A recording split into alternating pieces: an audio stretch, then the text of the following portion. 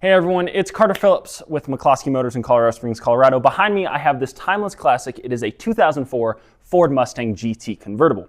Now, the cool thing about Mustangs from this era is most of them are convertible, as this one is, but the issue is with all the newer models, it gets a little convoluted on how to actually drop the top. So that's exactly what I'm gonna show you how to do today, is how to drop the top in a 2004 Ford Mustang. First thing you're gonna do is start your car and drop all the windows. It's not required to drop all the windows, however, it is heavily recommended so that way the top doesn't get caught on anything when it's going back.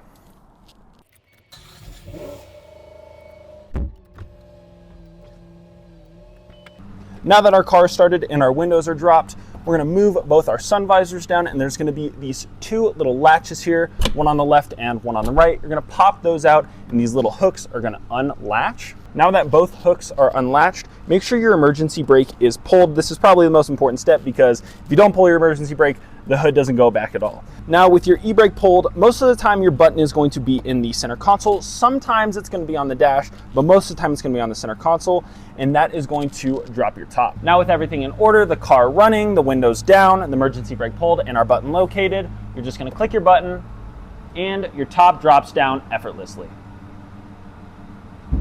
How cool is that? And that's all there is to it. It's a very simple process. And if you're interested in buying the 2004 Ford GT Convertible or just looking for a car in Colorado Springs, make sure to visit us at bigjoeauto.com or come find us on North Academy.